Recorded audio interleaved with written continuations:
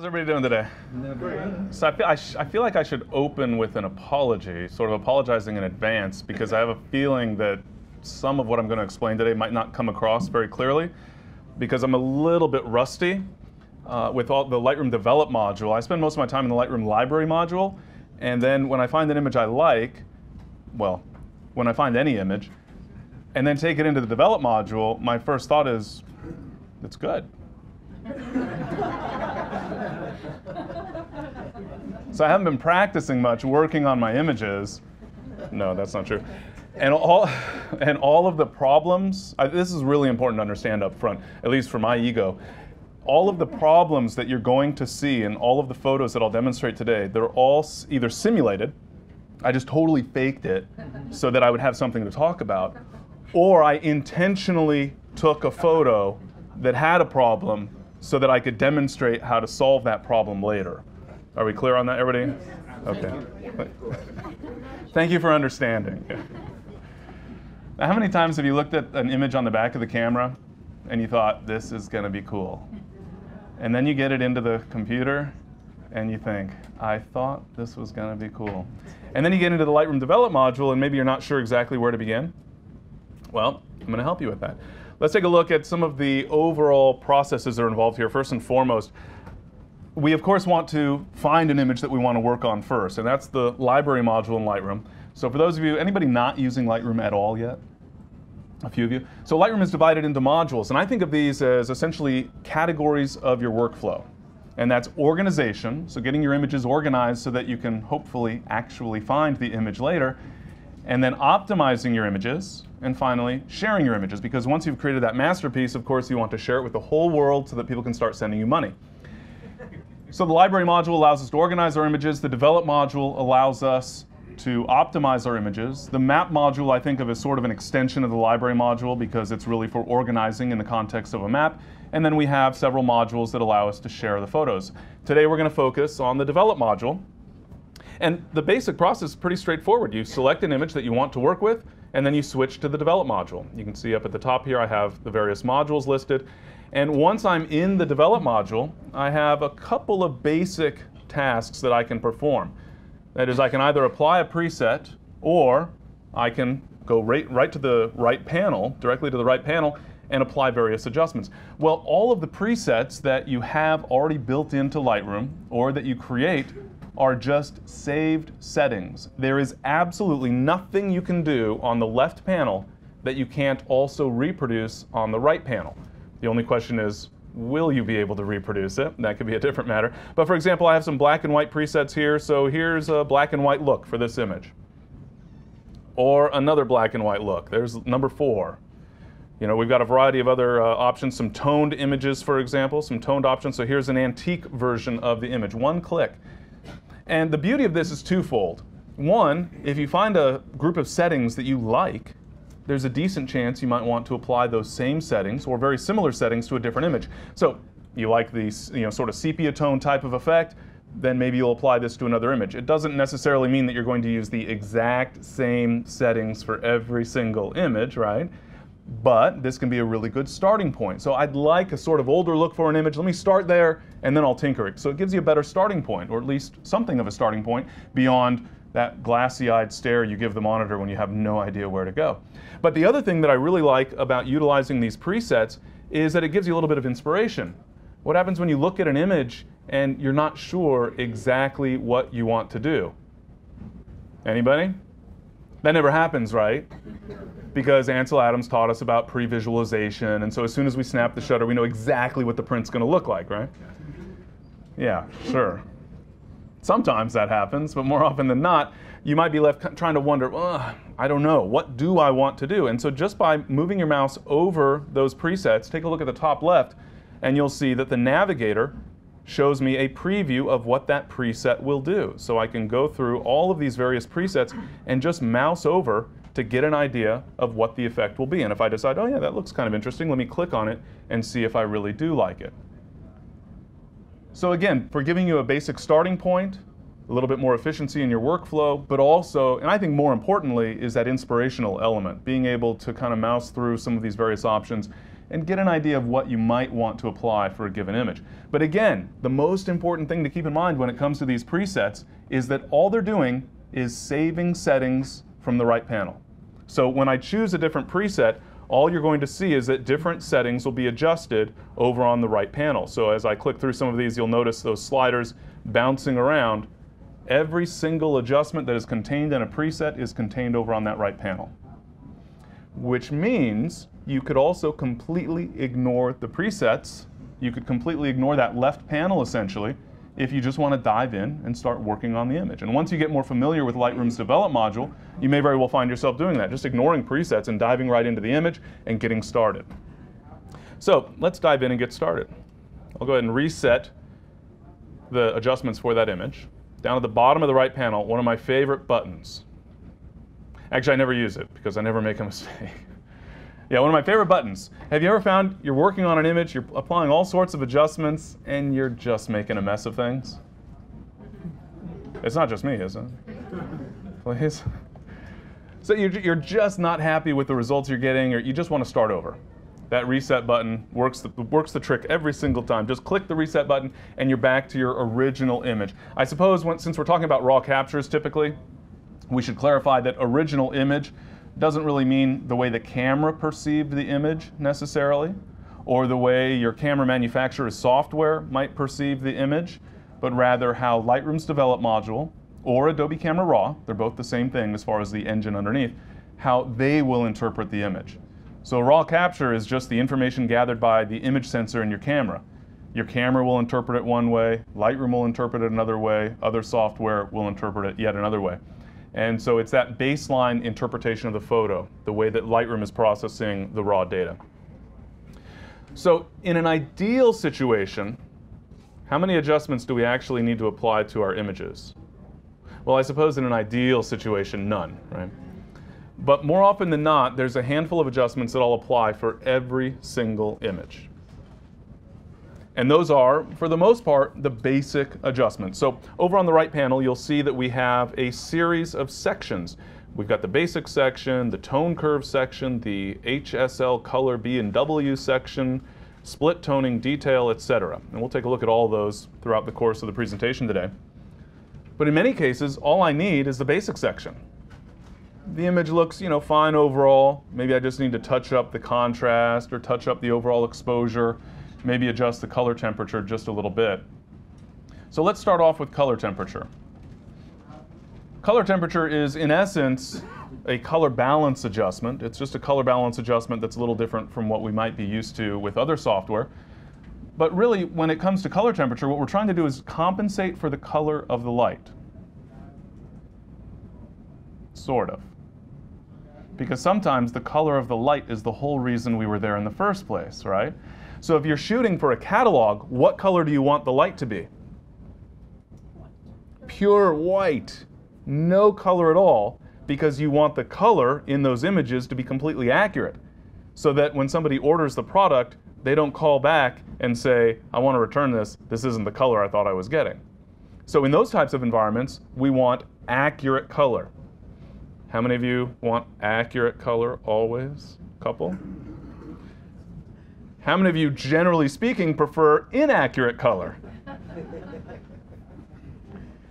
That's not how it looked, it's how I remember it looking, which can be very different. And so what does that typically mean for us? Anyone? Warmer. Sometimes cooler, mostly warmer, right? Mostly warmer, mostly more saturated, lots and lots of saturation. Now, so mostly warmer, but sometimes cooler. But that's the basic idea of that color temperature. What's warm light? That would be something that's more yellow to orange or red. And the cooler light, of course, is more toward the cyans and blues and greens. And we can adjust that temperature directly. Now, we also have a couple of other options for adjusting the overall color in the image. I'm sure you're familiar with your presets on the camera, the white balance presets or color temperature presets. And those allow you to literally compensate for the color of light. You can dial in a specific setting. So for example, if it's cloudy, you choose cloudy. If it's daylight, you choose daylight. If you're shooting under tungsten lighting, incandescent lighting, you would choose tungsten. I always leave mine set to auto because I'm shooting raw so it doesn't matter. And I don't want to have to remember to change it after I change from one lighting condition to another. So partly laziness and realizing my own shortcomings in terms of memory. But bear in mind, the auto option that you see here, this is not the same as auto on your camera. This is Lightroom's auto. And that means Lightroom will look at the image, try to imagine what the lighting conditions were just based on the image, and try to adjust the color accordingly. Sometimes it does really well, sometimes not so much, but of course it's operating at a significant disadvantage since it has no idea where you were or what you saw. But you could. Now, what are you going to set your camera to if you were to choose a particular preset? You haven't heard this trick? No, daylight. No. What kind of light do we want? Golden hour. Even if you slept until noon, you want golden light. So you set the camera to cloudy, and it always comes out golden.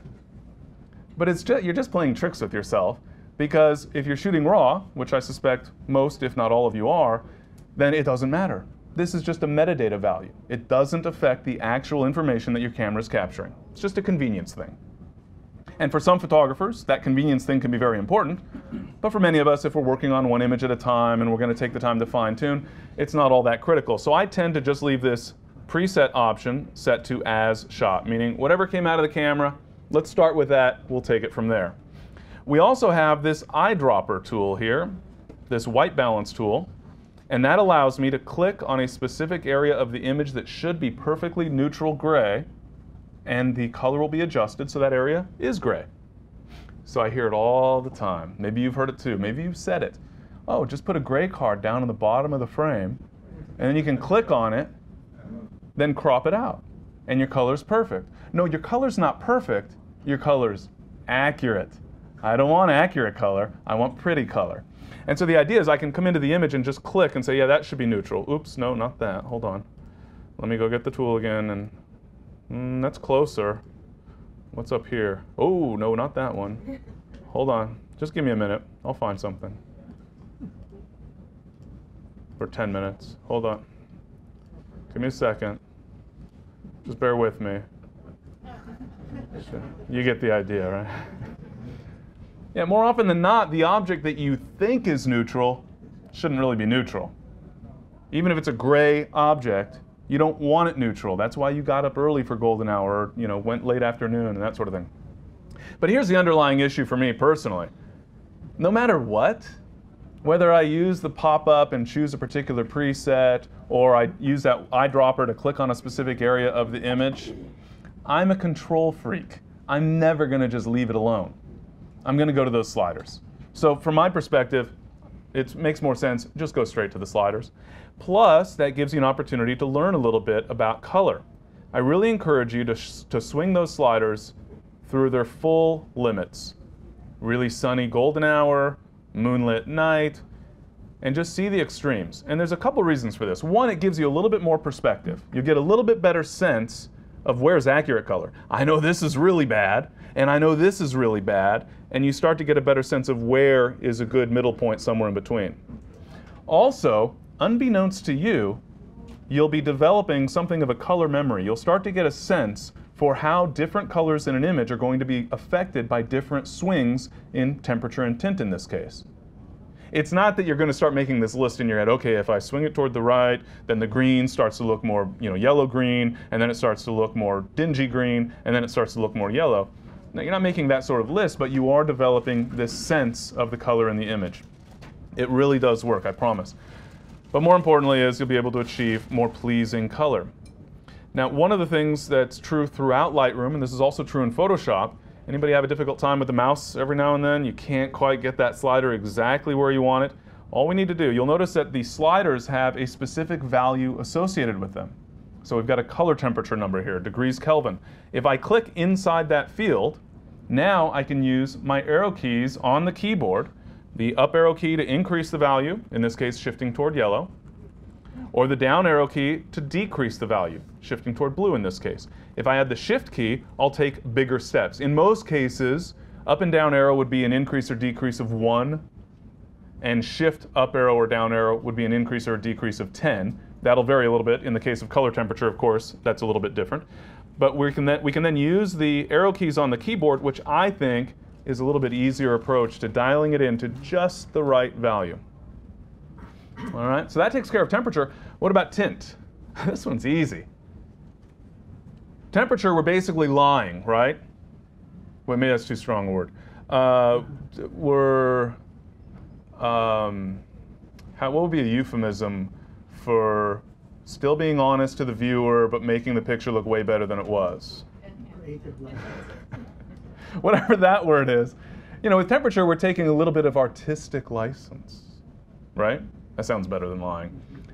With tint, it's pretty much just corrective, because I've not yet heard a photographer who said, ooh, it looks really good, but I need a green color tint.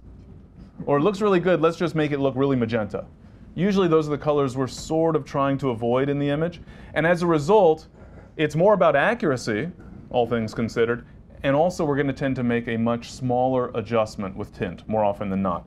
And so there, it's especially helpful, I think, to utilize the keyboard, the up and down arrow keys, rather than just the mouse. So I'll get it to what I think is roughly a good value. Once again, swing through those extremes just to get a better sense of what you're dealing with. Put it where you think it should be, and then click inside that field and up arrow, down arrow, or shift up arrow, shift down arrow to fine tune the setting until you feel that the color looks pretty good. What is the shift do? So shift will change generally by a factor of 10.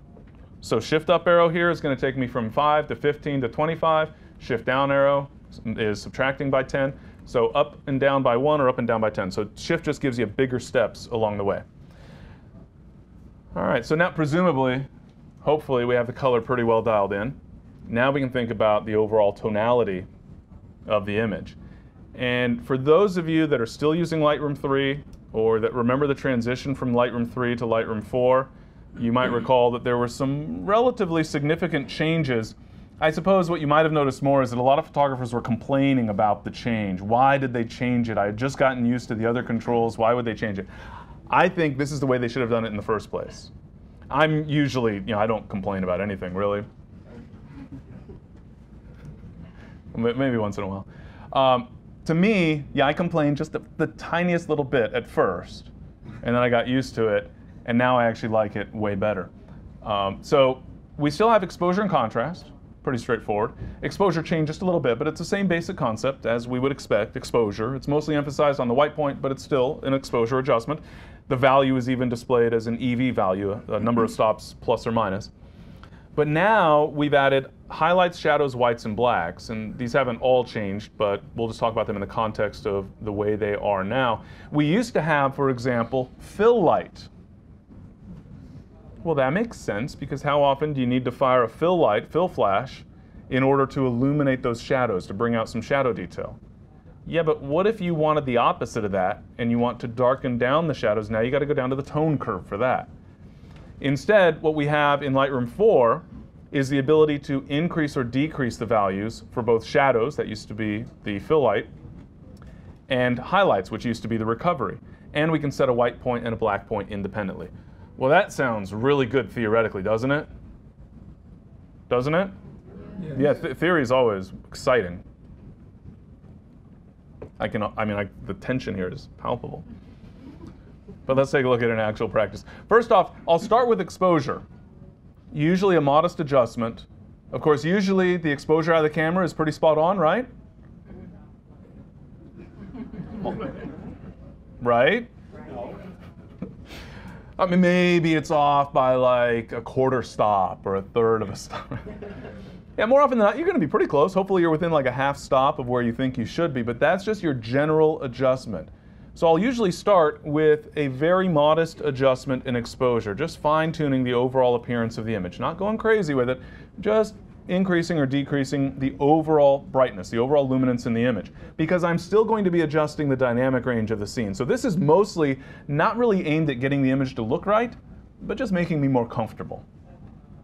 Then I move on to the other adjustments. I skip right past contrast, and in fact, don't use contrast all that often. I'll talk about why in just a moment. I'm going to dive right down to highlights, shadows, whites, and blacks. I actually wish they had consulted with me first to ask me what order I preferred to have these sliders in. They didn't. So I'm going to skip around into my own preferred order. I start off with the whites and the blacks, and that's because I want to set those end points. Whites and blacks are adjusting brightness. Notice I can increase or decrease the value. So I can brighten the whites or darken the whites for both of these, whites and blacks. And I'm affecting just a very small range, about 10% of the overall tonal values. So I'll come down to whites, and now I'm affecting the brightest areas of the image. Take a look at that histogram. Clipping, no clipping. Clipping, a gap. And as we watch the image, we see a similar effect. But notice that, for example, the light post, because it's black, is not being affected, or not being affected much. I'm sure there, some of the glare and whatnot is being picked up. But by and large, we're just affecting the brightest areas in the image. And if you take a closer look at that histogram, you may be able to see that we have a highlighted area showing us the range of tonal values that we're focusing on. So we're focused on a small range of values at the bright end of that range. Well, I prefer to take a sort of intelligent approach, you might say, to adjusting the whites and the blacks. So instead of just looking at the histogram or just looking at the image, I'll bring on the clipping preview display. So I'll hold the Alt key on Windows or the Option key on Macintosh. And as long as there's no detail blown out from the start, the image will appear all black. If I increase the value, you'll start to see pixels appearing. That indicates which areas of the image are losing detail on one or more channels. If you see colored pixels, that indicates which channel is losing information. So here you see, for example, the blue channel is losing information. When you see white pixels, that means all three channels are losing information. I have clipped highlights. I have blown out highlight detail. So if I want an actual white point in the image, then I would want to see maybe a few pixels here and there. If I want to make sure I don't clip any detail whatsoever, then I'll want to back off until those pixels just disappear. So maybe somewhere around there, giving up a little bit of the detail in the blue channel, because where in this image is that blue channel going to be found in terms of bright areas? The sky. And I'm not too terribly worried about the sky, maybe. Do we always want to extend the highlights all the way, the brightest areas all the way to nearly clipping? No. Do we usually? Yeah, I'd say it's fair to say normally we want the brightest area in the image to be approximately white, give or take.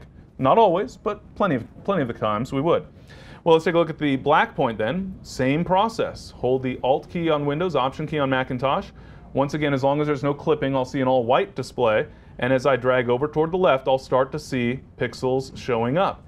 And once again, the color indicates which channel or channels are losing detail, and black indicates areas that are blocked up to pure black. So if I take it down to here, I'm going to have really deep, rich blacks in that light post. I'm also going to have virtually no detail in that light post. So sometimes it's a good thing, sometimes it's a bad thing, but the point is that with this clipping preview, you're able to make an informed decision about the adjustment you actually want to apply. So if you're just trying to maximize tonal range, I might go somewhere like that, so that I have a few pixels that are black, but not too much. You notice, of course, that histogram now extends all the way to the edges. It was pretty close to begin with, but the histogram now is all the way to the edges. So we've maximized the dynamic range of the image, which is a goal, I would say, arguably in the majority of images, or even most images, but not all. So we do have to, of course, evaluate the image itself. We can't do all of our adjustments just by holding the Alt or Option key, right? We still need to take a look at the effect within the photo itself. So now I've established those endpoints. I've established a white point and a black point. I've got my overall dynamic range defined, but now I want to fine-tune things in between.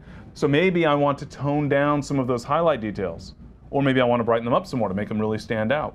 Do I want to bring out the shadow detail or hide the shadow detail? I don't know. That one I can't answer for you, but we have the flexibility to make the decision on our own. So I'll start off with highlights, and I'll drag the highlight slider over to the right. Notice once again, it's a little hard to see because that histogram's blocking it, but that lighter area behind the histogram that shows us which range is being primarily affected by this adjustment, and of course we can see in the image. So in this case, I might tend to tone down the highlights because that will help to accentuate the detail in the flowers. Or maybe I want to kind of go high key with it and I want to really brighten up those flowers.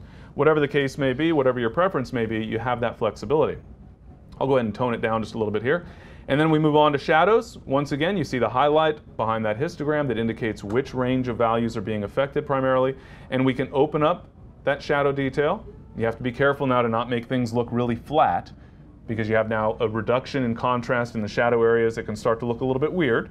But you may want to open up shadow detail a little bit, or you may prefer to darken down the shadows. And we're not really clipping at this point. We might be clipping just a little bit in this case because I've gone a little extreme. But more so, we're just adding some density to those dark areas. We're darkening up those shadows. What that's really accomplishing is to sort of custom design contrast just for this image in a way that we tend to think. If you look at a photo, you're going to say, oh, the highlights should be brighter, the shadows should be darker. Maybe you'll think about the midtones a little bit. But you're generally focused on these broader range of tonal values within the image. And so I think these, well, new, not that Lightroom 4 is brand new, but these newer options in Lightroom 4's developed module I think are a significant improvement, especially because it works more the way we tend to think as photographers. And so as a result, I tend not to need contrast very much, because I've just established a little bit of contrast by darkening up the shadows, for example. I can always come back and enhance contrast a little or reduce contrast, but frankly, I rarely do because I'm able to accomplish the same basic result with the shadows and the highlights. I might come back and then fine-tune the exposure just a little bit, but not by very much, and I can always go back and forth fine-tuning all the various adjustments until I'm really happy, but typically I'll go in that order that I sort of showed you. Note, by the way, that because of this change in Lightroom 4, I almost never utilize the tone curve because I just don't need to. The tone curve, in essence, provides the same basic capability that we now have via these 4 sliders: highlights, shadows, blacks, and whites. And so it's pretty rare where I need to go back and say, oh, let me just fine-tune a little more. I can't quite get those other 4 sliders to do exactly what I'm after. Let me come in and custom design a specific range of tonal values that I want to affect. So maybe I want to darken up the dark areas, the shadows, but I want to custom define the range that's going to be affected. Not very often that I need that because we have these new sliders available. So the tone curve, almost I could live without. If Adobe were to remove the tone curve from Lightroom, I don't think I would complain. As I mentioned, I never really complain about anything anyway. But that's when I definitely don't think that I would complain about, because I really wouldn't miss it. Because we have these other adjustments up in the basic section that I think take care of all of our basic needs. All right, let's take a look at a few of my favorite adjustments. These ones will be pretty quick. Clarity. This one. Anybody ever take pictures on a hazy day? I don't know where you'd find that around here. Yeah, haze can be a real challenge. And so what might your response be to haze back in the old days before we had clarity? Obviously, at the time of capture, you've got some filters you can use, a UV filter, for example, or a, what's the word I can't think of right now? Polarizer, thank you. Yeah, polarizer filter to help cut back on that haze. So we got some options at the time of capture, but if you didn't think of it or you didn't have it available at the time, what are we going to do after the fact? I would argue that back in the good old days before clarity came along, you might think about sharpening. Does that make sense? Sharpening, but not sharpening at a real fine scale, but rather sharpening at a big scale. Well, that's exactly what clarity does. So we take sharpening, and instead of sharpening all the tiny little edges throughout the photo, we're sharpening broadly so that haze is reduced. Pretty cool. Or what if you like haze? Or if you're going for a sort of ethereal type of effect, then we can use negative clarity. And we get this sort of dreamlike quality. Sometimes it even goes into this almost sort of painterly watercolor type of effect. Works great for portraits. Works really nicely for delicate flowers, things of that nature. And for, you know, kind of pastoral scenes and that type of thing. So that can be really nice and tricky to reproduce through other means. So that clarity slider can really be quite helpful. More often than not, I find myself increasing it just a tiny little bit. But in some situations, you might find reducing it works pretty nicely. But look, I mean, how dramatic is that? You'd never know that there was any haze in the Grand Canyon. Another one of my favorites is Vibrance. This one's huge. Because we all love images that are warm, contrasty, and heavily saturated, right? So no, especially the heavily part. How many of you have ever seen an image that was over sharpened? Oh, yeah. Yeah. Oversaturated? Oh, even more common. Oh, they just went crazy with the saturation. And it's sort of like speeding on the highway. I mean, driving at the speed limit on the highway for a long period of time. And then you get off the highway and you're going through a small town and the speed limit's like 25 miles an hour. And you're going like 50, but it feels like 25. Or what I meant to say was, you're going exactly the 25 mile an hour speed limit, but it feels like 2 miles an hour because you're sort of desensitized because you've been on the highway all this time. It's the same concept with saturation. You get a little desensitized where you crank it up and you say to yourself, yeah, that's looking pretty cool. You know, let's go find an image that'll respond. There we go. Yeah. They call it the lipstick red barn. You know, things get out of hand really, really quickly, but you might look at that and say, yeah, those colors are really snapping now. And then someone walks in the room and says, what are you doing to that image? Leave it alone. Well, the cool thing is that we now have Vibrance, which I call the saturation slider with built-in self-control. Really good. So there's a couple basic things that are happening with Vibrance that sound maybe reasonably simple, and yet the impact is phenomenal, just off the charts. Number one, Vibrance protects skin tones. So if you have anybody ever take a picture of a person? Yes. One of you? And sometimes you'll see, depending on their complexion, if you increase saturation too much, you'll start to bring out some weird color tones, kind of those undertones in their skin. So for me, it's red. You know, my cheeks and my nose just bing, and it looks a little bit weird. Well, Vibrance protects skin tones. And so the range of color values that are typical for skin tones across all ethnicities will actually be protected. Does it work 100% perfectly for everybody? No, it depends on lighting and everything else, but it's built in so that by and large, you can increase Vibrance without worrying about skin tones getting weird on you. Secondly, it's not a linear adjustment. And what I mean by that is that it doesn't affect all colors equally. Instead, Vibrance increases the saturation for the colors that need it and doesn't increase saturation for the colors that don't need it. How does Lightroom know whether the color needs it or doesn't need it? Well, there's a new technology built in that reads your mind. No. In essence, the colors that are already highly saturated, it's not going to increase them more. The colors that are not very saturated, it's going to increase them a lot, relatively speaking. And so I think of it sort of as the equalizer of saturation. Because when you increase saturation in an image, are you trying to make the already saturated colors look fluorescent and weird? No, you're usually focused on the colors that aren't very saturated and you're trying to bring them up a bit. Essentially bringing them closer to the already saturated colors. That's exactly what Vibrance does. When we reduce Vibrance, we're doing the same basic concept in reverse. We're taking the colors that are highly saturated and toning them down more than the colors that are not very highly saturated. So in this case, what's the highly saturated areas of the image? Well, believe it or not, a lot of that sky, there's a tremendous amount of sort of blue and cyan in the sky, so there's a lot of saturation there, and of course a lot of saturation in the yellow flowers. But there's not that much saturation in the greens. So in essence, when I reduce Vibrance, in this particular case, I'm reducing the saturation for the sky and the yellow flowers without making the foliage, the greenery, look gray. So it actually works out pretty nicely in most cases. Are we increasing or decreasing Vibrance in most situations? Usually increasing, just because we tend to like vibrant colors. But again, it's sort of intelligent saturation. So it's saturation with a little bit of self-control and with a twist. It's not a linear effect. So it works out really, really nicely. So this actually creates an interesting possibility for the images that we work with. If we increase Vibrance, we're bringing up the values, the saturation, for colors that are not terribly saturated in the first place. The saturation slider is a little bit more linear. It's not purely linear, but it's closer to.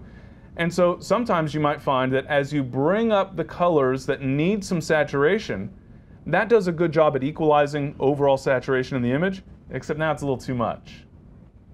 And so one of the most common combination adjustments that I'll make in Lightroom is to first increase the Vibrance and then tone down saturation just a little bit. So I'm bringing the colors that aren't very saturated up to the level of the colors that are saturated, but now everything looks a little bit too saturated, So I'll bring down the whole thing by using saturation. It's frankly a similar effect to what you would get by reducing vibrance. But if you're trying to increase vibrance, but just not too terribly much, oftentimes you'll find increased vibrance followed by a small reduction in saturation works out really nicely. Or just crank it up. There we go. That's how I remember it. Yeah. HDR, yeah. Wild HDR craziness. Yeah, clarity and vibrance are a great duo. Saturation's helpful too, but clarity and vibrance, to me, just make such a big impact. Talk about a couple of small adjustments that maybe don't change pixel values by a huge amount, but really have a tremendous impact on the overall effect in the photo. All right, let's scroll down a little bit here. HSL, Hassel? I don't know how to pronounce that. Husel. So HSL stands for hue, saturation, and luminance, or lightness. You could call it brightness. There's also an HSB color model. It's all, 3 words for the same thing, just to keep you on your toes. So hue, saturation, and luminance. What's hue? Well, hue is the basic color. What is the hue of the red barn? Oh wait, I just gave it away. So the hue of the barn is red, the hue of the wheat is green, the hue of the sky you would say is either blue or cyan, depending on your tastes. Saturation, of course, we already are familiar with. That's the intensity of color. It's actually the purity of the color. So if a color is not pure at all, what will it appear as? As gray. And if it's very pure, what will it appear as? Not white, not black, the color. See hue. So yeah, in this case, if the red in the barn is 100% saturated, if it's very pure, it's all red and nothing else. So if I have red paint, remember, we're dealing, I'm going to cross metaphors or whatever. We're talking about paint versus light. Really, we're thinking about light, but this is magical light paint, we'll say. So I have red paint, but it's too red. It's pure. Totally pure red paint, which means it's this wild red. We're going to get sued by people driving by that are blinded by the red barn, so we need to tone it down. How are we going to tone it down? Well, how do you reduce the saturation of paint? You add the other colors. In the context of light, RGB, we tone down the saturation values by adding green and blue, the other colors, so to speak. So saturation is purity, but it determines the intensity of the color. And then luminance, or luminosity, or brightness, or lightness, that's the brightness of the colors. I don't tend to use these sliders very much because it tends to either wash out or muddy down the color. It tends to make the colors look not so good. So if you think you need luminance, think for a moment, should I be going back to my overall brightness adjustments for the image? Or if you decide you do need luminance, be careful and use relatively small adjustments because it can be problematic very, very quickly. Up above here, you'll notice that we have a link for hue, saturation, luminance, or all. That just determines which specific controls are visible at any given moment. So if all of these controls are looking a little overwhelming, then you can say, just show me the hue, for example, or the saturation, or the luminance. But I'll leave them all up here just so that we can work a little more quickly going through them. So if we want to change the hue, you've adjusted the overall color temperature and tint. The color looks good overall, except what? I don't know. Maybe the sky needs to be a little more blue, a little less aqua. So we can take the blues and shift them, more toward purple or more toward green. Or we can take those aquas and shift them a little bit more toward blue.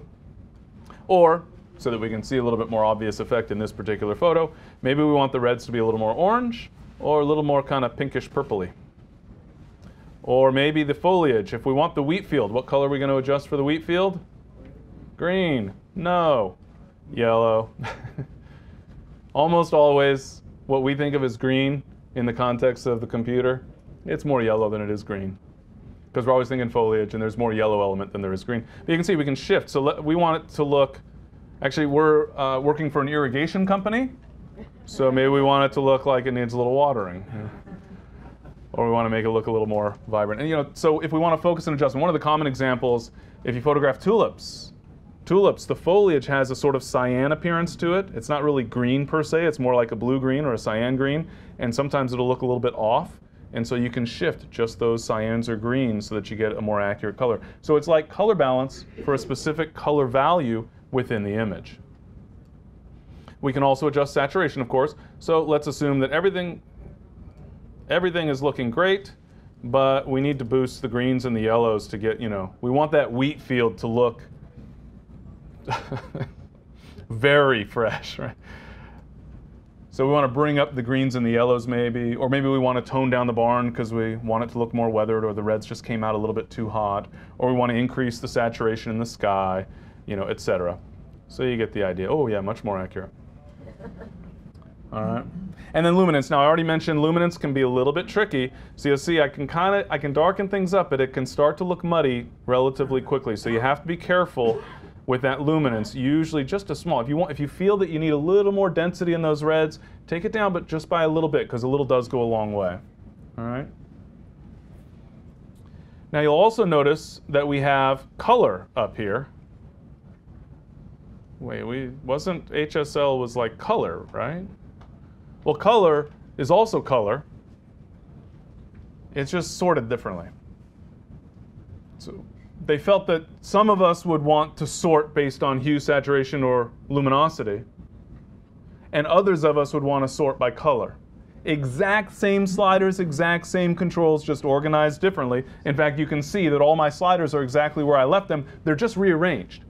So it's, do you want to see all the hue sliders together, then all the saturation sliders together, etc.? Or do you want to see hue, saturation, and the luminance for individual colors? So I want to see the red hue, saturation, and luminance, and then the orange hue, saturation, and luminance.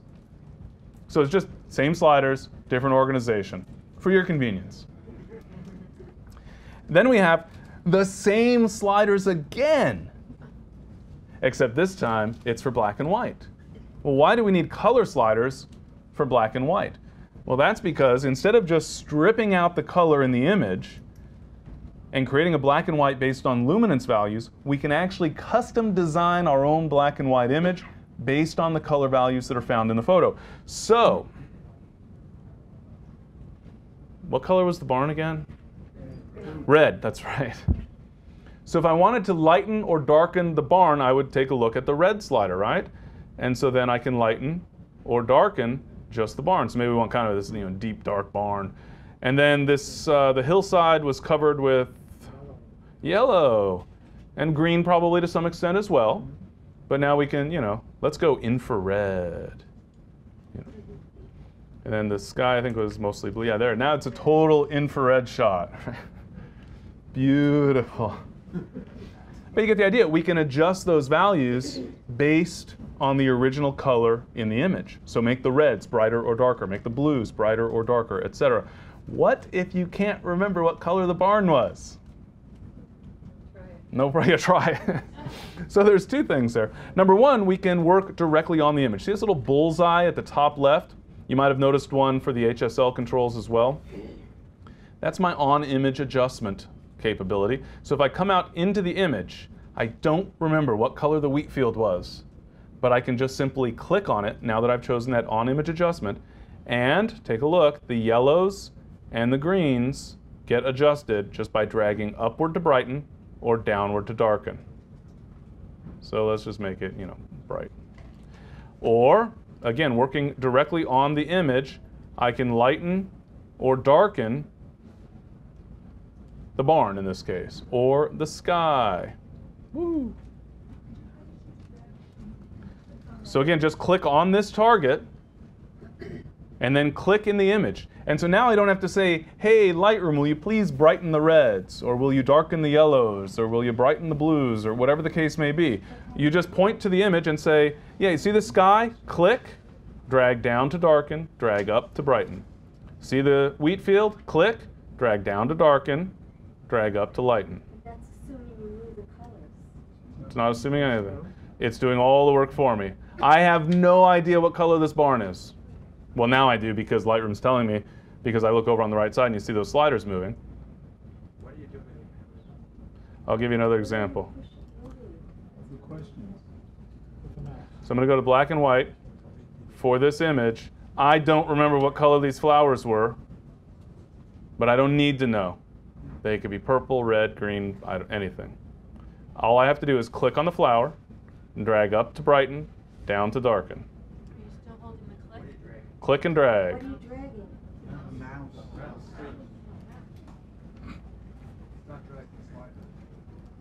All right. Are you dragging the mouse or arrow? Just dragging right on the image. Can you use the arrows? My hands are not on the computer. My hand is on the mouse. Click on the sky. Drag downward to darken. Drag up. It's like magic, yes. Look, what color? I don't know what color the wheat field was, but I can just click and drag. And the same thing as I mentioned for the HSL. So for example, if I want to adjust, let's use saturation just because it's a little more obvious in the image. I'll click on that little target, that on-image adjustment. I'm going to go over here. I don't know which color that is. And I can click and drag upward and downward. Now, is this really intended for situations where you don't know what the color is? No, that just makes it more funny, I hope. Really, it's just a more convenient way of working, because aren't you thinking, well, I shouldn't make assumptions here, but I'm going to anyway. I assume that you are thinking about the image while you're adjusting the image. And so when you're working on the image, you're not thinking, you know, it'd be really cool if that red slider moved over to the right. My right, your left. I'm just thinking about the image. And so this gives me an opportunity to say, you know, I'd like to have only the reds be saturated, everything else desaturated. So I'm going to point to the sky and click and drag downward. I'm going to click, oops, yeah, I'm on my saturation. Click and drag here. So I can make adjustments to the image working directly on the image. So the idea is to focus on the image. It's not some sort of, you know, well, it is a magic trick, really. But the idea is not that you need to know anything or that you don't need to know anything. It's just working on the image. So it just, I think, makes a little bit more sense in terms of the way we think. We're thinking about the photo. I want to adjust this area. Oh, hold on. Let me go over to the right panel, find a slider, and then drag that slider around. We can work directly on the image. I mean, obviously, you have to choose that particular on-image adjustment in any event. But it's still pretty awesome. Now, I'm going to go ahead and reset this image, mostly for fun. And we're going to take a quick look at split toning, which one of the things I find interesting about split toning is if you just stumbled upon it and tinkered with it, you would probably wonder why the heck it was there in the first place. So first off, I'll change the hue for the highlights. Wait, for the... Okay, that's not working. Okay, I'll change the hue for the shadow.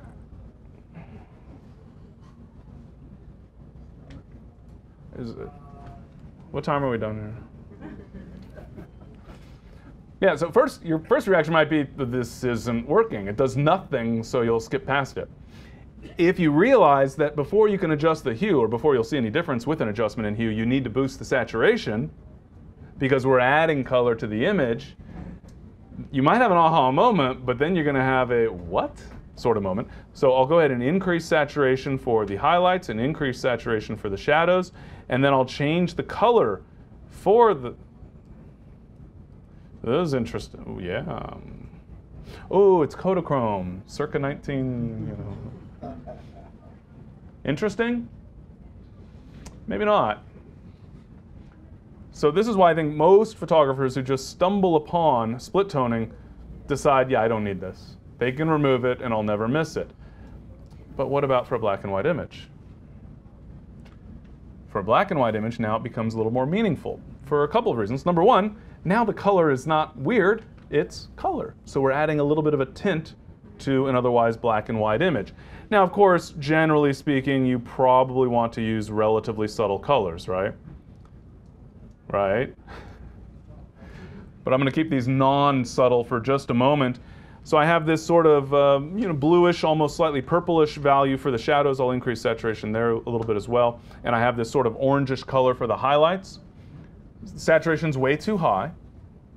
There's a black and white image that I'm adding a little bit of a color tint to. But now I can also shift the balance. Do I want mostly orange or mostly, bluish, purplish? Where do I want that split to be? Oh, well, that starts to get kind of interesting, a little, maybe, hopefully, maybe with different colors.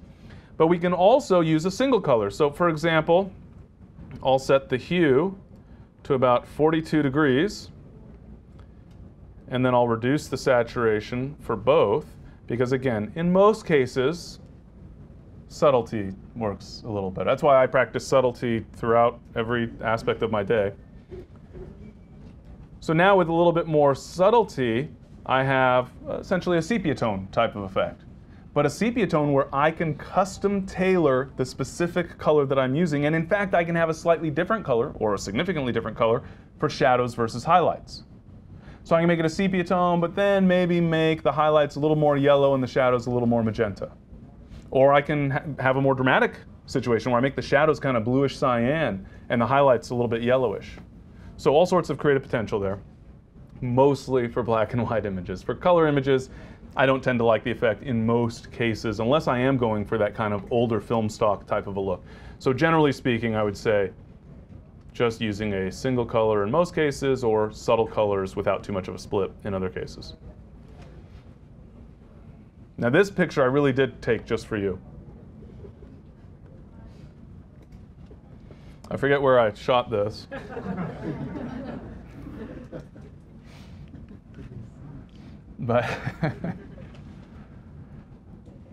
But this one was captured at an ISO setting of 6,400. As you can see up here below the histogram. Why did I capture an image at ISO 6400? For two reasons. One, so I would have an image to demo to you at high ISO. And two, because I had forgotten my tripod and I was not going to spend like 50 euros for this flimsy little piece of junk on the sidewalk tripod they were trying to sell me. Mostly it was so that I could show you this technique. Oh, actually there's not much noise in the first place, is there? No, you laugh, but it's true, there's not. I wrote an article about this in my Pixology digital magazine. Something about, do you really believe, can you handle the truth was, I think, the headline. Because by default, can you see that a little better? By default, Lightroom, among other software, I'm going to increase brightness and contrast and saturation. So I'm enhancing the noise so that you guys can see a little bit better here. Now do you see the noise? A little bit? No. I'm going to turn on the detail adjustment. So there's what you saw initially, and you said, boy, that's noisy. Except that's what the image actually looked like. And I think it's one of the things that's important to keep in mind, that you're not actually seeing the real image out of the camera. A little bit of sharpening is applied. A little bit of noise reduction is applied. There's a little bit of enhancement just by the nature of the interpretation of that raw data in Lightroom and other software applications. So you're not seeing, we say raw, it's more like medium rare. So we're going to apply noise reduction. The first rule of noise reduction is that there are a lot of rules about noise reduction. The first rule of noise reduction is that you must accept compromise. I guess the first rule of noise reduction actually is don't get noise in the first place. Easier said than done sometimes. And maybe even before that, this is either the first or second rule. I reserve the right to change the order of the rules at any time here. How many of you feel that you really truly understand the behavior of your camera when it comes to noise? Nobody? One couple timid, like, oh, you define really understand. At what point are you going to be unhappy with the level of noise in your camera? For some of us, it might be 400, 800. If you're lucky, 1600, 3200. Some will claim that all the way up to 6400, there's not a speck of noise anywhere to be found. But I think it's critically important that you understand, because noise reduction is a huge compromise. And we'll see some examples of that in a moment. But that means that your capture is also a compromise. And so I'll see a lot of photographers cranking up their ISO because they're shooting at f8, f16. And I say, why are you cranking up your ISO? Because they're handheld, of course, because they left their tripod in the car. They're handheld, so they need a fast enough shutter speed. Well, why don't you open up the lens a little bit? Because every stop you open the lens, you're able to cut the ISO setting in half. There's a one-stop relationship there. Well, because I need a lot of depth of field. Yeah, but you're focusing like 100 yards away. depth of field's not an issue. And so understanding the overall exposure triangle, as I refer to it, the shutter speed, the lens aperture, as well as the ISO setting. And in those situations, sometimes it doesn't matter. I can shoot at 100 ISO, fully stopped down, I got lots of light, no problem at all. Other cases you're on a tripod and maybe it's not so critical either. But the point is to be aware, when you start to cross that line where you're having to take the ISO up beyond whatever your comfort zone is, for me, 400, totally comfortable. 800, I start to get a little slightly, that tiny little bit of anxiety feeling, 1600, I know that I'm going to be doing some work after the fact. All right. And so understanding that relationship, so now I can make a decision, and understanding depth of field when that's critical to me so that I can make a determination. Can I get away with opening up the lens a little more, understanding the behavior of the lenses, et cetera. Again, know thy equipment. And so I think it's critically important to understand the behavior of your camera in terms of noise so that you can avoid it in the first place. And once you see the compromise involved in reducing noise, then maybe it'll be a little bit more of a hard and fast rule for you that you need to understand. Go out and test your camera at different ISO settings and really try to understand what's going on. Because when we increase the ISO setting in our camera, what are we doing? We are increasing the sensitivity of our image sensor. One of the biggest lies in all of photography. You are not. You cannot. Not with your camera. You cannot increase the sensitivity of your image sensor. When you increase the ISO setting, you are potentially severely underexposing the image and applying amplification. How many of you want to go into Central Park during the summer concert series and sit right next to one of the speakers? It's amplification. Amplification equals noise, as anybody who maybe lives near Central Park realizes in the summer. So amplification equals noise, which means we're going to have noise reduction. We're not increasing the sensitivity. I wish it was that magical. We're actually just underexposing and amplifying the signal to try to get some information out of it. Information and noise are polar opposites, as we'll see in a moment. So when we run into a situation where we needed to capture at a high ISO setting, we needed to capture noise, for example, because we wanted to be able to demonstrate how to reduce noise, or because the circumstances otherwise required it, the first thing I do is to reduce the values for all of these sliders down to their minimum, because I want to see what the image really looks like. It can sting a little. It's not the most pleasant way to see your images, but I think it's important to really understand exactly what's going on there. So reduce those values all the way down to 0. In theory, you only need to reduce luminance and color, but then when you increase them, you have other things at play. So I like to bring down everything to 0. And then I'm going to start off reducing noise for the more objectionable of the two categories of noise. Maybe one of you might disagree just for sport, but I think the rest of us will agree that the more offensive noise tends to be color noise. The only reason I would start with luminance noise is if it doesn't even look like there is any color noise in the image, but there's still some luminance noise. Then I might start with luminance noise, and then maybe I take a closer look and try to figure out, is there actually some color noise there? But generally speaking, the color noise is what's really problematic because we get those random variations of pixel values in terms of color. Luminance noise sort of just looks more like film grain, more like texture. It's not necessarily good, but it's not as bad. So now that we get a sense of what that noise really looks like, let's get rid of it. Let's get rid of it really good. Increase the color to 100, the maximum value. That's the strongest, don't write that down. That's the strongest color noise reduction effect. What have we done to the image? Yeah, see how that color? It's a little difficult to see. I'm going to hide my histogram so you can see this a little better. It's a little difficult to see because you're so focused on the noise disappearing, but do you notice that overall saturation is also reduced? We're actually blurring the color in the image.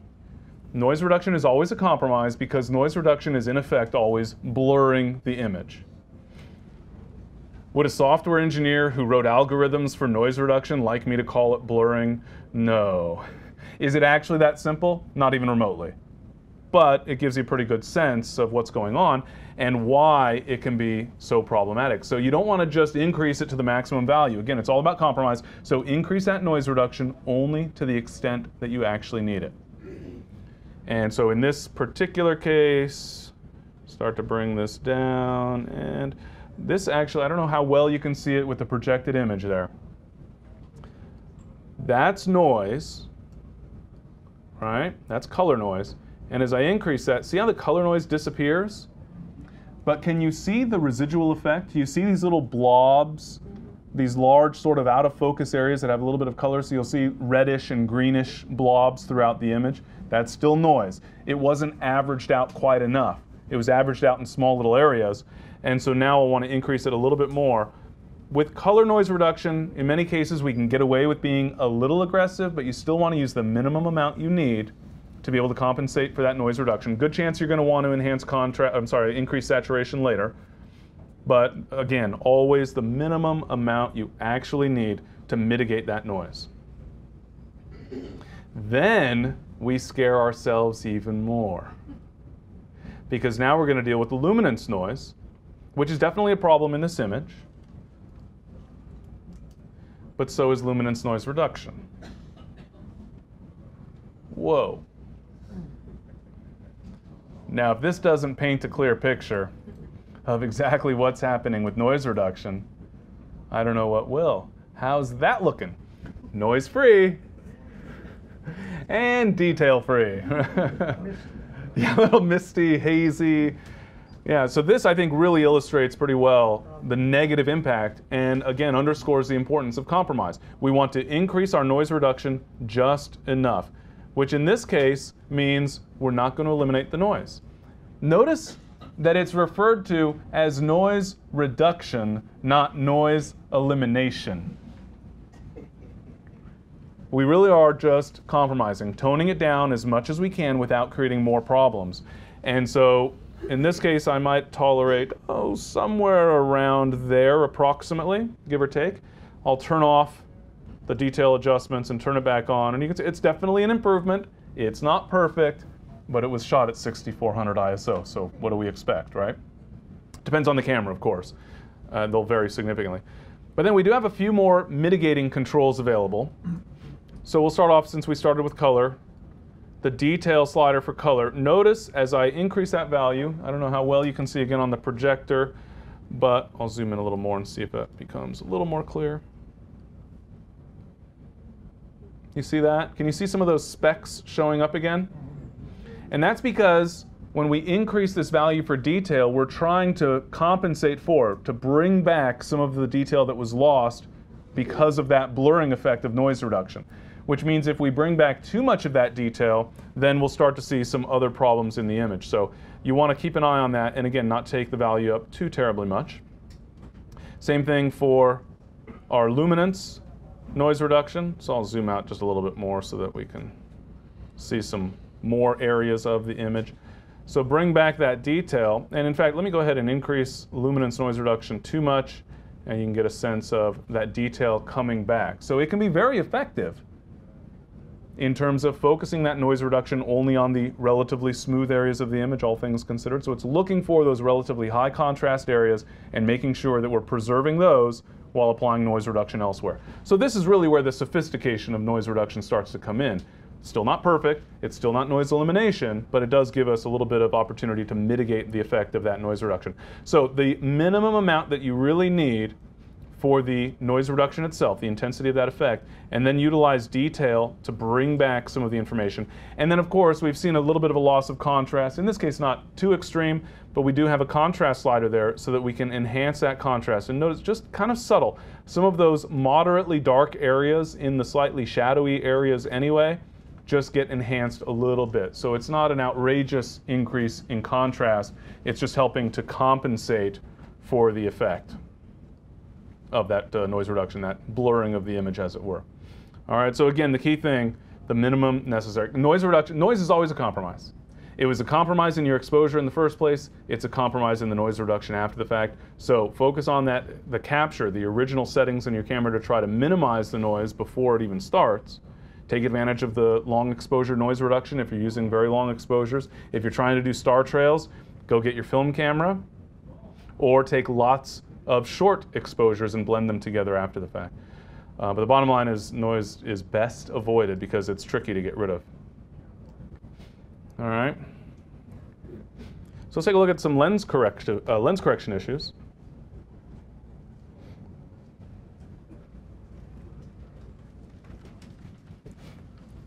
So what do lenses actually do? By and large, they bend the light, right? Because our sort of angle of view, so to speak, is fixed as far as the camera is concerned. The hole in the front of the camera is a fixed size. It's the size of your lens mount. And the size of your sensor is a fixed size. So it's got this little area that it's looking outside. You know, it's got its window to the world. But now we want to take this wide view of the world. So what do? We take all this light and we bend it to bring it in to the camera itself, into the image sensor or the film. More often than not, you'll find that high-quality lenses do a good job of compensating for all of these behavioral issues, but sometimes you may find that it's far from perfect. What I find most interesting, perhaps, is that when you look at an image that has lens distortion, when you first look at it, you think it's fine. And then you apply the correction and you say, that's much better. And I think it's sort of the case here. This image doesn't look bad, does it? Maybe scary, but not bad. So if I enable the profile correction, it will look at the metadata and try and figure out which lens was used and take a look. Look at that bulge in the middle that's being repaired, and there's a little bit of vignetting that's being compensated for. And so we can choose the specific lens profile. Usually it will work automatically just based on the metadata in the image. And so turn on that enable. You can also set this to automatic, for example. All right. So here you can see even better the compensation for the vignetting, that light fall off at the edges. Pretty cool. And we can also remove chromatic aberration, relatively automatically. So we've got these abilities here to apply a profile adjustment. We can also tinker with that profile adjustment. Can you see that change? Not super strong. Why? Why won't it give me more control? Because it's trying to compensate for the behavior of the lens, not the behavior of the photographer, right?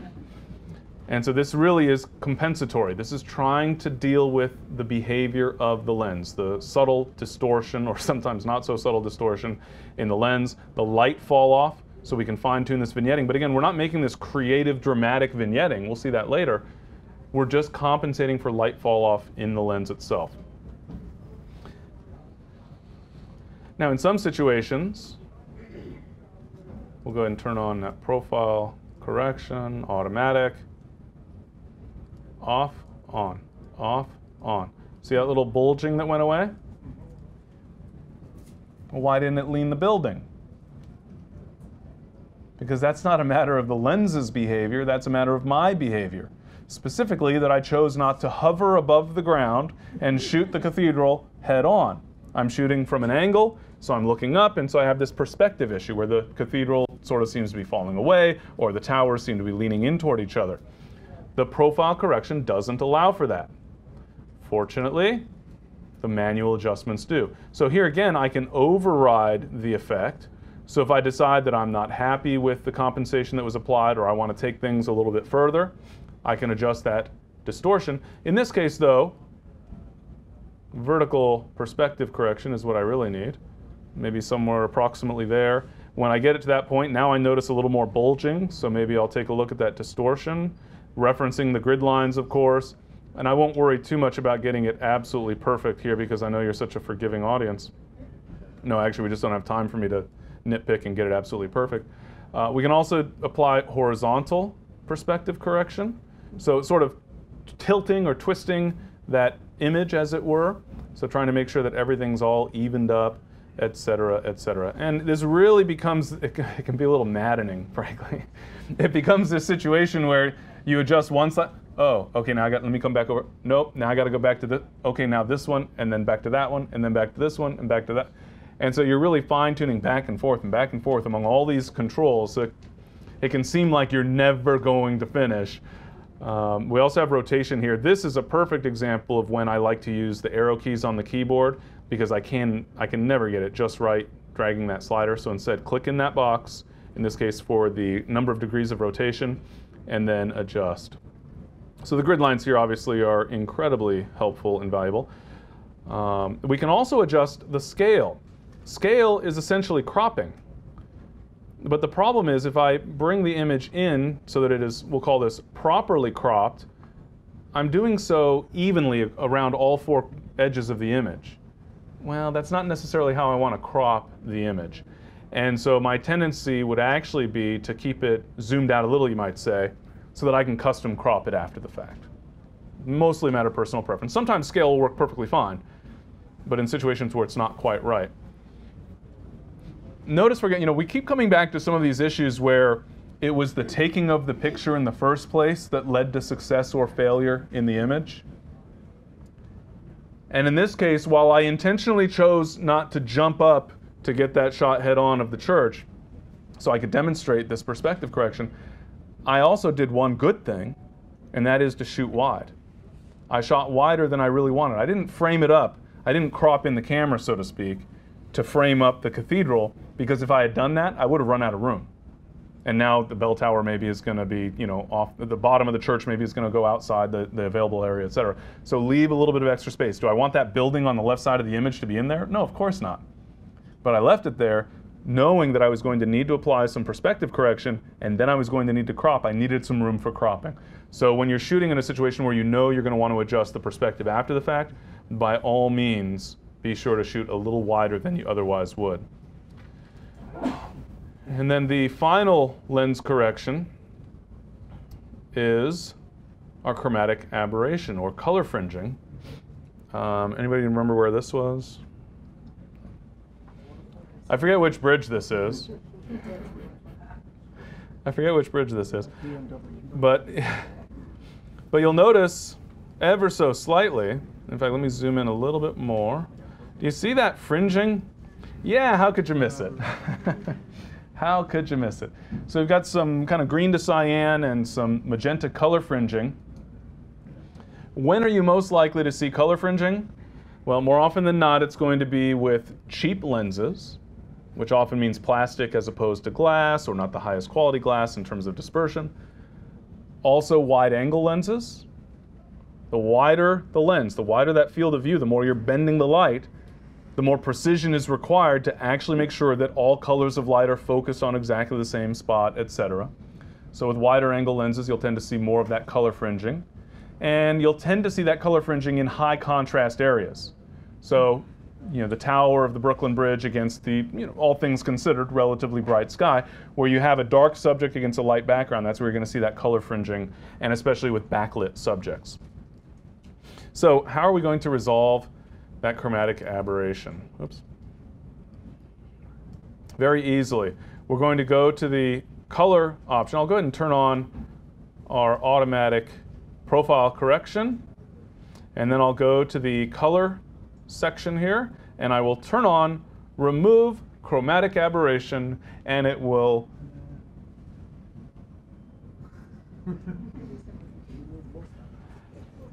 does it say remove or reduce? It definitely got better, but it's not gone, is it? That's okay, we still have sliders. So I've got these defringe sliders. I can adjust the amount for essentially purple or magenta and green. I'll go ahead and increase the value. Oh, there it goes. What? That one's not going away. Well, if that doesn't work, we still have more sliders, thank goodness. I can adjust the range. So you'll notice that I have a purple hue so that I can determine what range of color values am I affecting within the image. I don't want to go too far. Now I'm affecting color fringing that affects sky color. Nope, don't want that. So let's expand this, maybe into the greens, almost, maybe just a little, right about, oh no, right about there. That's probably as close as I can get. But that sure beats what we started with. I'm going to turn off my lens corrections. Look at that versus that. That's pretty amazing. Until We look over here. And the point is that we need to evaluate multiple areas of the image, because sometimes you apply compensation that fixes one area and it makes something else worse. So we need to evaluate multiple areas of the photo to try to make sure that we're getting the best result possible. So now I'll go ahead and increase the range of colors. Ooh, perfect. Look at that. It's gone. How are we doing over here? Oh, that actually worked pretty well, didn't it? So again, evaluate multiple areas of the photo to make sure that you're really, truly compensating for all of that color fringing. Can you always get rid of all of it? No. Sometimes, again, compromise comes into play. But if you pay attention to a few different areas very carefully, then I think you'll find that you can generally get it to the point where you're pretty much not going to notice, or maybe you'll notice it and nobody else will, ideally. All right, so pretty straightforward. In some cases, you can turn on that checkbox and the color fringing will indeed disappear. But it'd be no fun if I brought that image in, right? We want to see how we can actually fix real-world issues. So relatively straightforward, but again, I would say roughly half the time when I turn on this checkbox, I'm happy. The other half of the time, I have to tinker with these sliders just a little bit, and then I'm happy. And maybe 1% of the time, I can't quite get it to the point where I'm actually happy with the result. All right. Vignetting. Wait, we already saw vignetting. This is creative vignetting. That was lens corrections, right? We were correcting for the light fall off in the lens. And that is literally dealing with behavior in the lens, which means when we crop the image, whatever correction we applied is falling outside the crop maybe. This is post-crop vignetting, which means if I vignette the image, and then I crop the image, the vignette will apply to that cropped area. All right? So with or without that cropping, the vignette remains the same. How cool is that? And we have a bit more flexibility, a little bit more creative control, which is also very nice.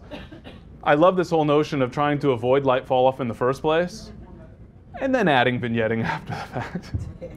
Because I don't want the lens's idea of vignetting, I want my idea of vignetting.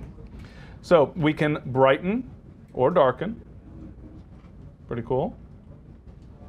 Sometimes we want to frame up the image, keep your eyes, within the frame of the image, so to speak, or just kind of give ourselves something of a border so that we know where the end of the image is.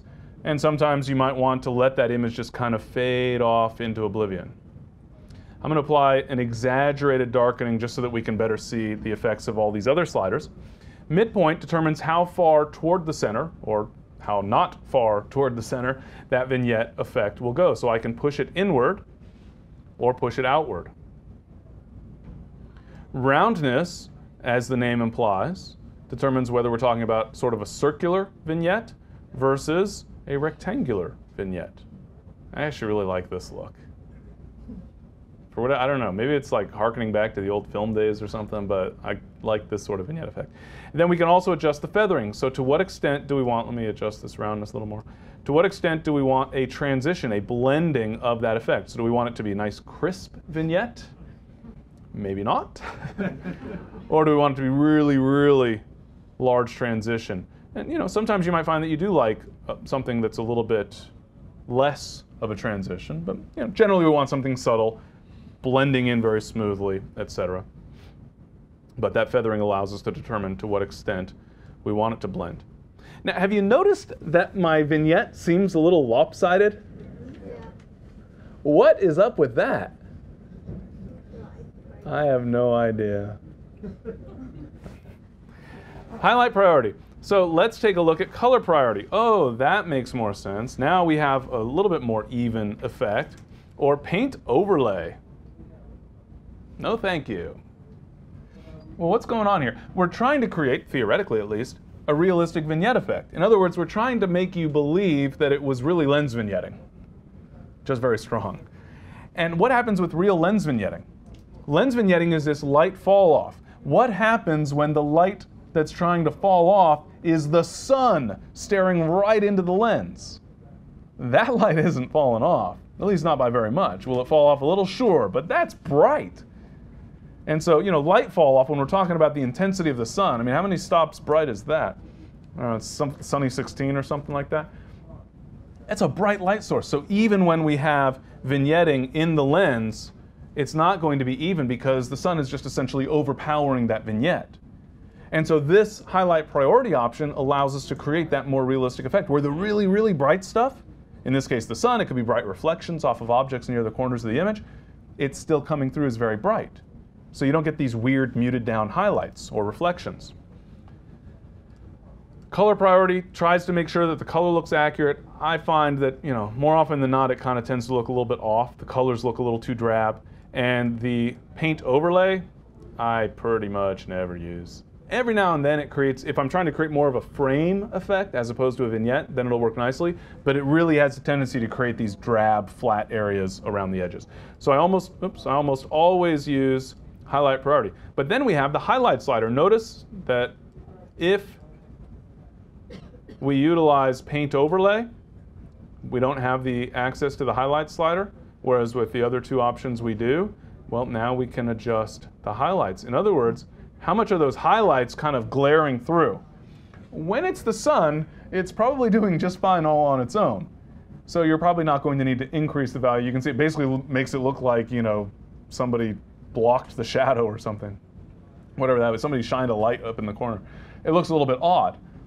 But if it was just subtle highlights, specular highlights that are floating around the edges of the image, reflections from things, water glistening in the sunlight or something, then you might want to bring those up a little bit more so that you get that intensity of the effect. So you'll notice, see in the bottom right corner, if we ignore the sun and look at that bottom right corner where we have those specular highlights, that's a bit more reflective of what we're looking for in terms of that highlight slider. I just chose an image that had this dramatic effect so we get a better sense of what that range of options is. All right, pretty cool. Maybe not like that. Yeah, usually, again, somewhat subtle. So something, this is even, I would call this a strong vignette effect. But again, you'll notice the sun's breaking right through that vignette because it's such a strong light source. It doesn't have to, but in this case it does. Then we'll turn to film grain. That's another one. How many of you back in the day would shoot film looking for grain? Wanting grain? I am so grateful that my high school photography teacher encouraged me to go out and shoot some 3200 speed film at sunrise. It was so awesome. It looked like somebody threw a bunch of sand in the developer solution, but it was really awesome. And so as much as we would look for those low grain structure films, it sort of has a cool quality to it. And if you used to work in film and now you're shooting digital, every now and then you may find that you like that sort of organic, interesting texture that it can create.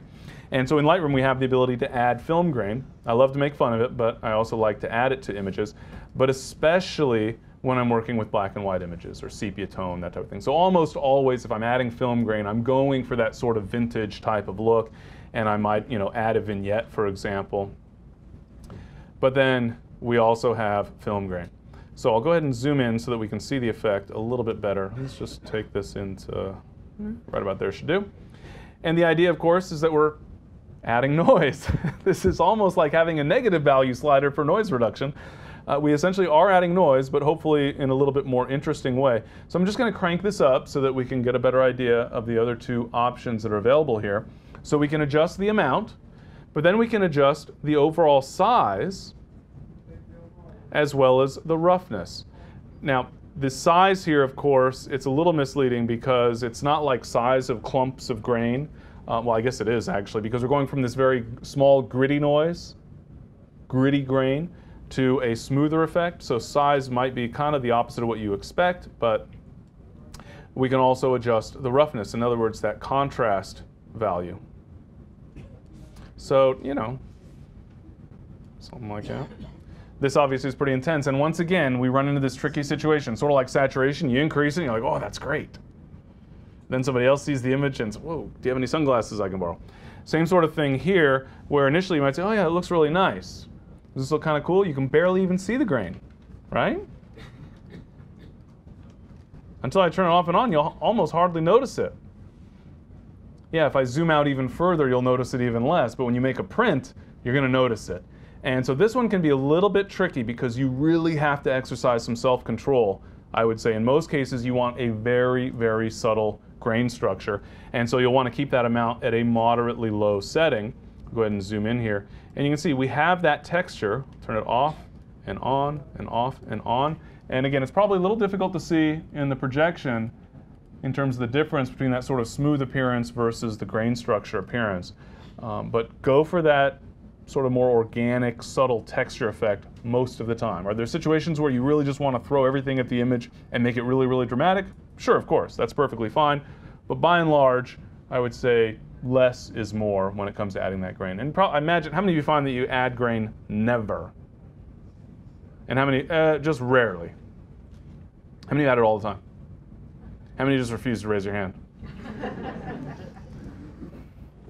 All right, so it's one of those effects where usually less is more, and you're usually not going to apply it to every image, but it can be kind of nice. It adds an interesting texture, I think. Probably biased by virtue of having worked with film for so many years. All right. So crop and rotation. Again, I mentioned this at the beginning, but for anybody that came in late, I want to emphasize this photo was captured with an intentionally crooked horizon for educational purposes only. The funny thing is, if you look at the image here, doesn't it look like this wave that's directly at the horse's hooves? Doesn't it look like that is straight? Or at least pretty darn close? So you can forgive me for the horizon, right? Plus, no. Plus, there's the excitement of a horse coming across the beach at sunset, which gets you all in a panic, right? But suffice to say, this image obviously, there's two problems actually with this photo. One is crooked horizon. The other is what we often refer to as the bullseye effect, because I've got the horse right in the center of the frame. So we're going to fix both of those with the cropping view. I'll start off just by switching to the crop tool or the crop view. It's generally referred to as a view because we're working totally non-destructive in Lightroom. All of these changes are just essentially metadata values. The original raw capture is totally untouched. And in essence, nothing really is happening to the photo until I export it. And in that process, I'm creating a completely separate image anyway. I might be creating a JPEG image to share online or something like that.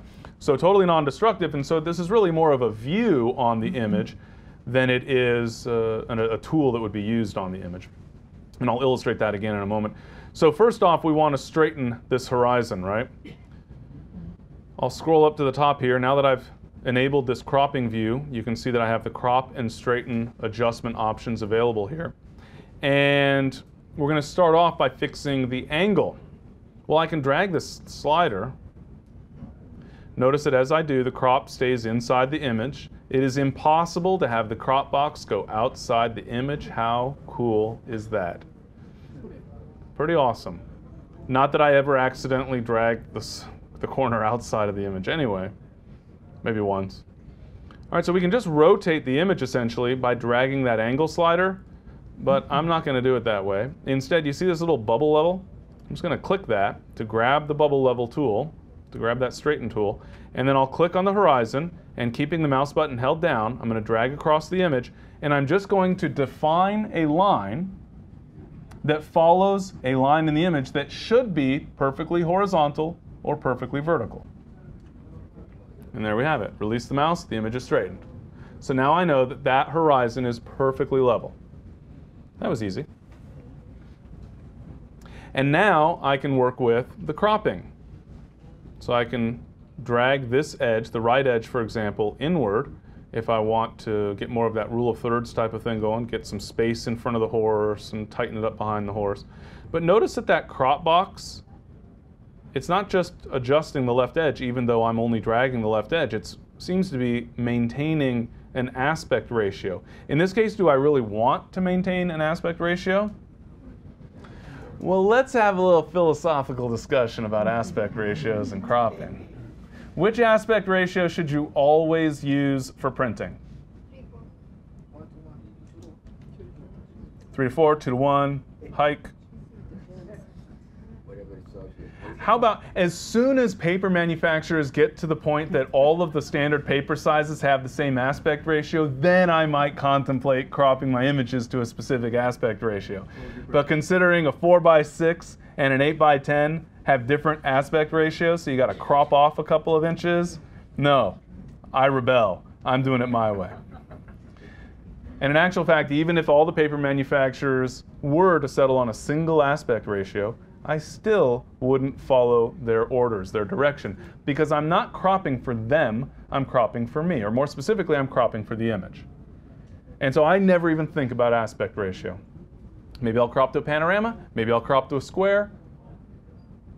About the only thing I won't do is crop to nearly a square where it's hard to tell whether or not it's a square until you measure it and find out it's not quite a square. You either want it to be precise or you want it to be sort of random, so to speak.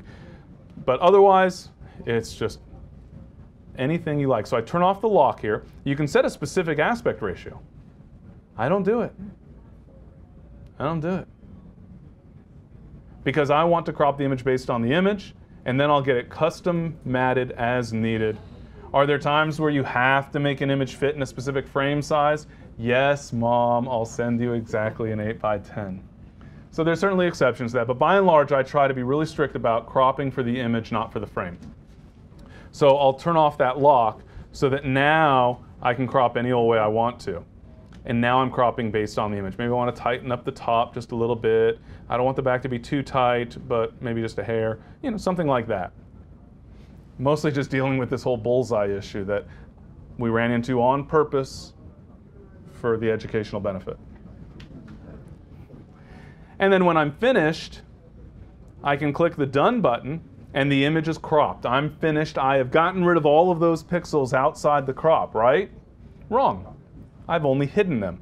Because if I go back to that crop view, I'm right back to my image with the crop, and I can make adjustments as needed. So if, for example, you did need to crop specifically to an 8:10 size, you can always come back and say, well, now I'm going to undo that or take it to a different aspect ratio or what have you. So you can create variability in that respect. But by and large, you'll come in and you're happy with it until you notice that it wasn't quite straight, or you need to maybe, if you cropped it a little too tight because you're going for this rule of thirds thing, like you're going for rule of thirds, right? Because the grid line is there. It's called a rule, not a suggestion, right? So we must obey the rule of thirds, and so we put the woman right at that thirds mark, and then later realize, maybe rules are made to be broken, and I need to have it not quite so tight on the back side there. So maybe something more like that, for example. Pretty cool? So now we move on to image cleanup, which again is a really rare situation. I keep my sensor impeccably clean. Yeah, except for this one picture. Just this one. This is the only time that's a little bit difficult to see, so I'll go ahead and enhance contrast here a little bit. I'll darken, maybe brighten the image up a little bit. Can you see those dust spots? Yeah. Everybody exclaims. So we've got a dust spot up here, and a dust spot over here, and a dust spot over here. Now, one of the, we'll call it a minor shortcoming of Lightroom, is that the image cleanup tools are not as powerful as those in Photoshop, so we're a little bit limited. When it comes to basic spotting, works great. When it comes to more sophisticated image cleanup, I'm going to send the image to Photoshop or to Photoshop Elements. But this is a good example of a scenario where we're going to use Lightroom. There's no need to send this image to Photoshop for cleanup because this is your simple spotting scenario. And the dust spots, of course, are in the sky, which is where they show up 90% of the time because they're polite that way. Actually, the spots are all over the place probably. You just only get a chance to see them in the sky because you have this nice homogeneous area where they stand out pretty well. Also depends on whether or not you've stopped down the lens, etc. But I'm going to go ahead and choose my cleanup brush here, my spot removal brush. And it is a brush, sort of. It's actually literally just a spot definer. I can adjust the size. You'll notice I have a size slider over there on the right panel, but I always use the left and right square bracket keys. So left square bracket key will reduce the brush size, right square bracket key will increase the brush size. I always use the heel option because I want my correction to blend into the surrounding area to make sure everything matches up really nicely. And I pretty much always, maybe with a rare exception, but pretty much always use an opacity setting of 100. In other words, I don't want to tone down the dust spot, I want to get rid of it. There's exceptions, but by and large, I leave it on heal, I leave it on 100% opacity, and then I adjust my brush size with the left and right square bracket keys, and then I simply click. I simply click. And you can see that dust spot disappeared because Lightroom automatically chose a source. This is the source right over here. The destination, the area being cleaned up, was defined by me. Lightroom chose a source. I can change it.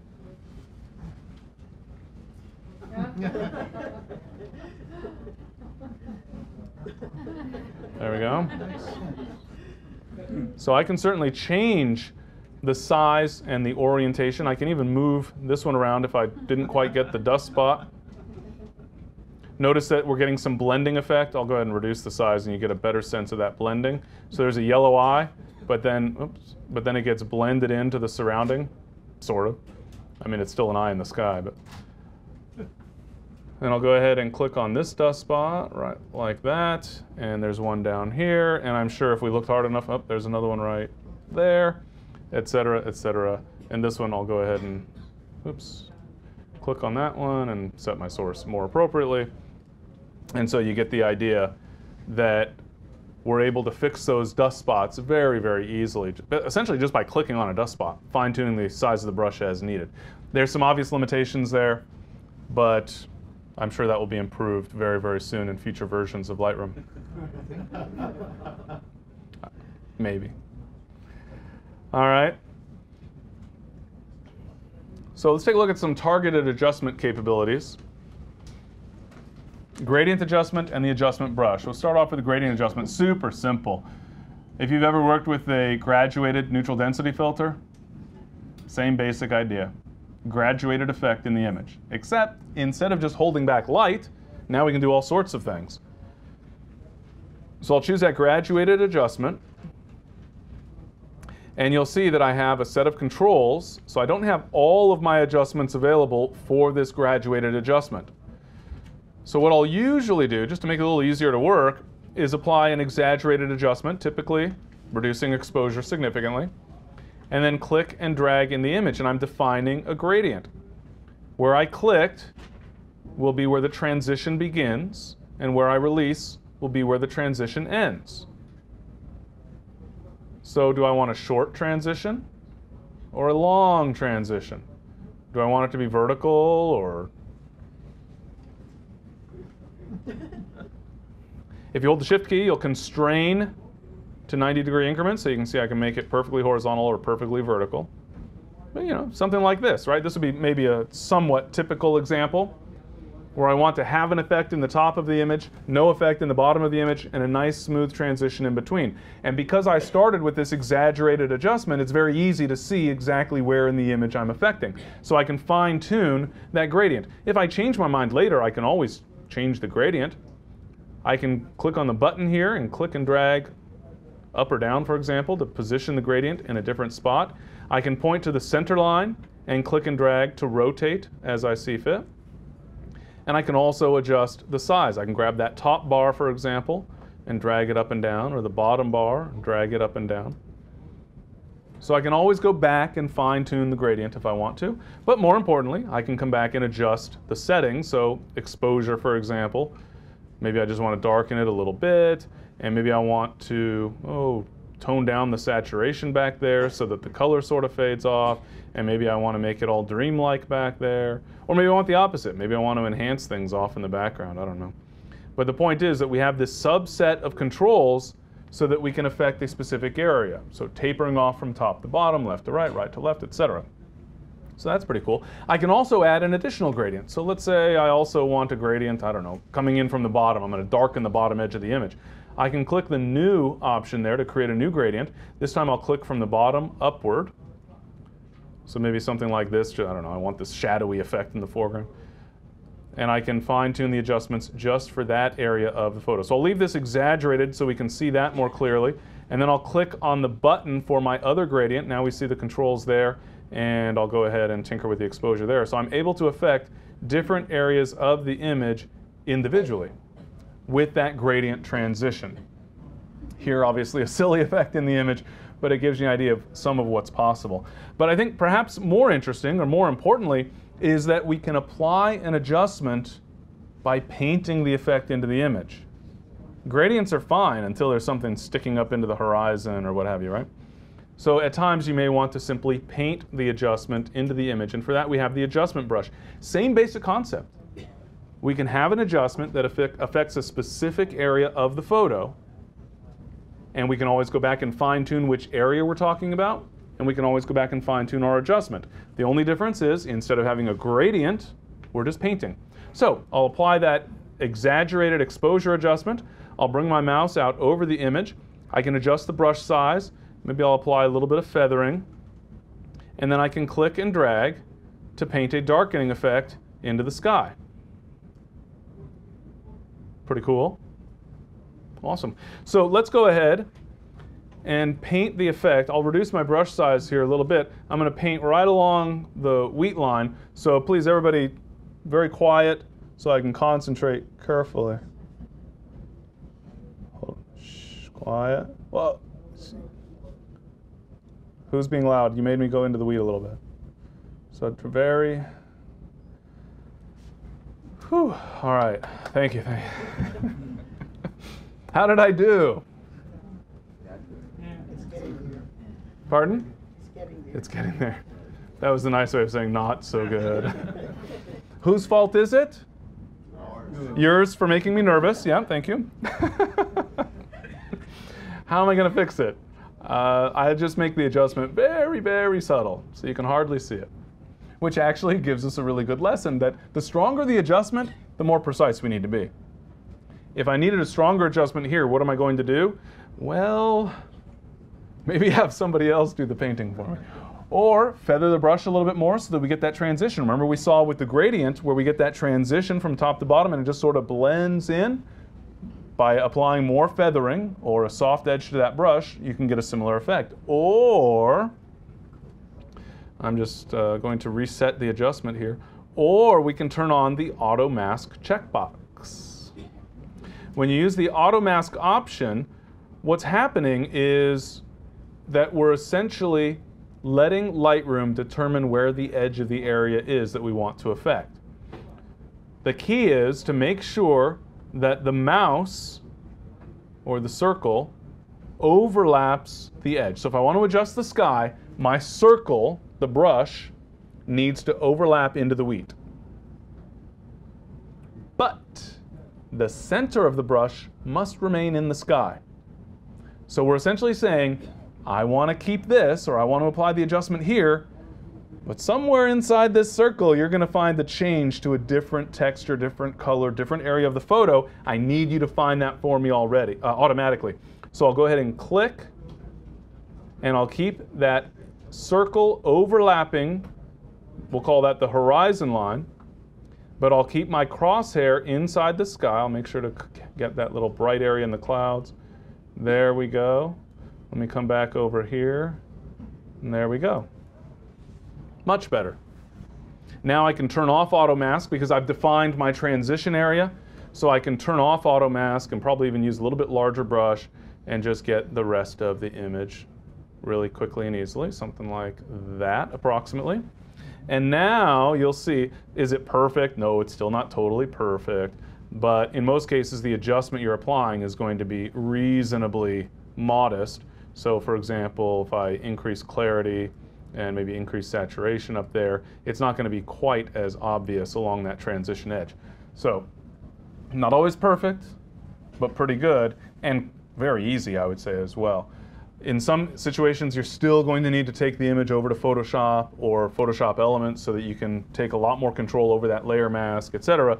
But in reasonably simple situations, and especially when the adjustment that you want to apply is relatively modest, then you can utilize that auto mask feature. You can always come back in and do some fine tuning. So if I crank up that feathering, for example, you notice the feathering is indicated there. I can always kind of blend that area in a little bit. Can you see how I'm getting just the top portion of that wheat darkened a little bit? And if I use a relatively large brush, then that, and with even more feathering perhaps, then I can really get that transition to blend in along that horizon line. So in some cases you're going to find, oh, this is such a perfect example of a situation where automask is going to be a great solution. Then you find out it's not working all that well, and you want to turn off automask, use a lot of feathering, come in with a large brush, and just let the adjustment blend through. All right? Whew. I don't know about you, but I'm tired. What do you think? Pretty cool? Yeah. Thank you guys very much. For more information, please visit us online, give us a call, or stop by our New York City Superstore. You can also connect with us on the web.